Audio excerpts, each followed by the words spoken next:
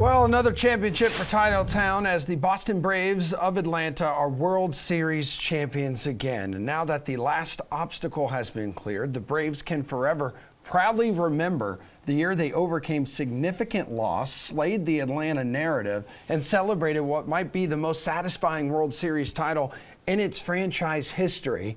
Let's talk about it here a little bit and look ahead to 2022 with our MLB panel, DraftKings contributors, Nick Friar and Garion Thorne.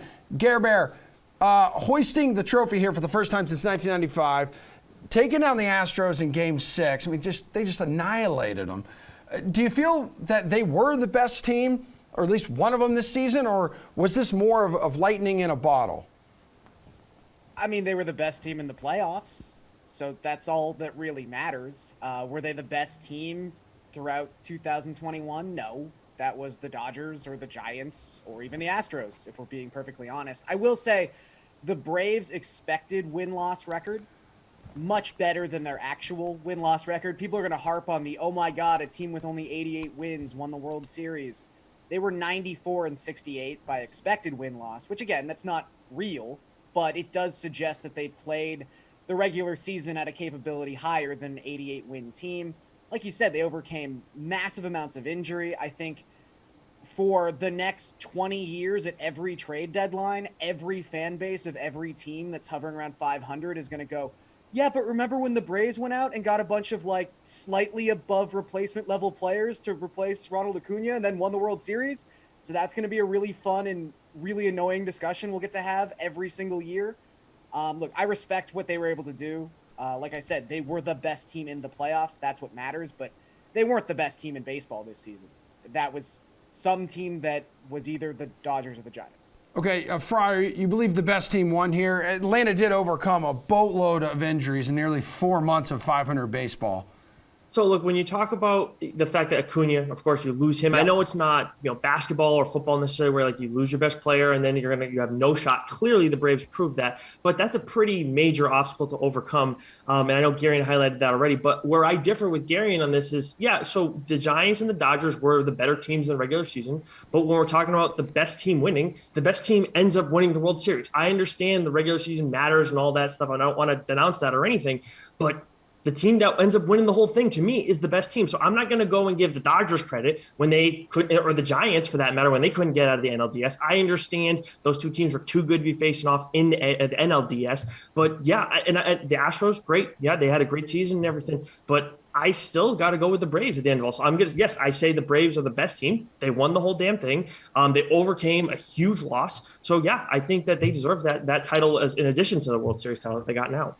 And the Braves won the day that Acuna was injured, too. They improved their record to 44-44 that day. Their postseason odds at that time were under 9% chance of making the postseason. I mean, it's pretty impressive, like, what they did. You probably couldn't name a single guy in the outfield there for, like, a small stretch of the season.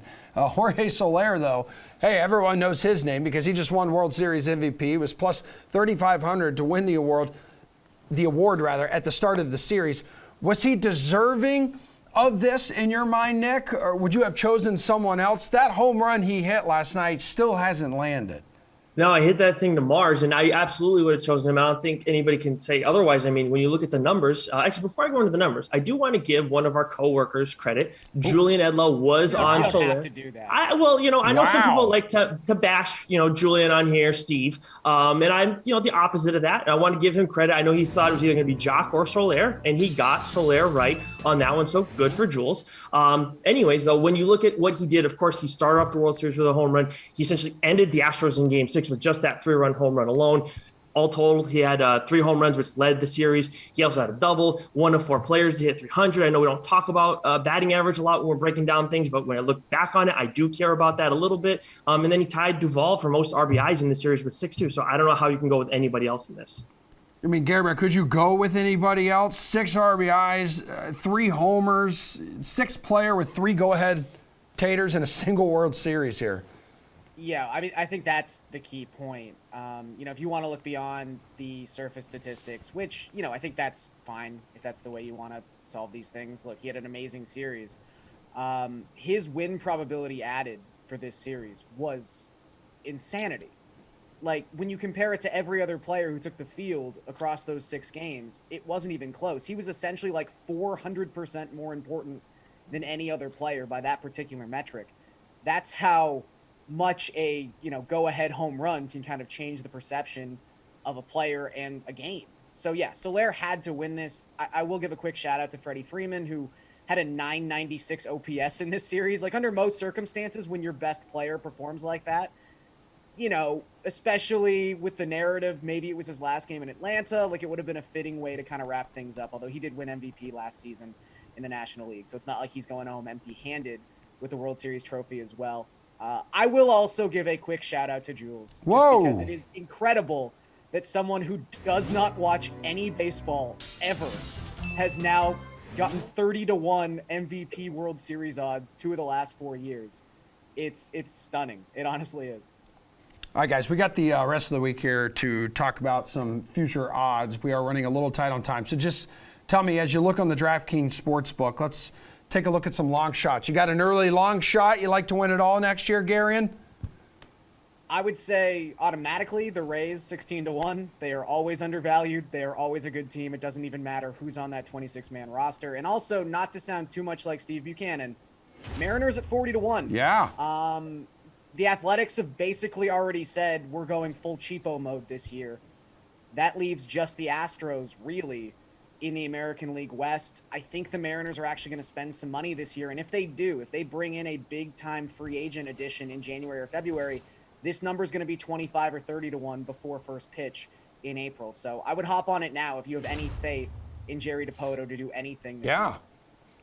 I love that. They're trying to turn the corner, and at times this season they looked ahead of schedule. Maybe they do spend to kind of speed up the timeline there. Nick, what about you? You like a long shot here in the DK Sportsbook?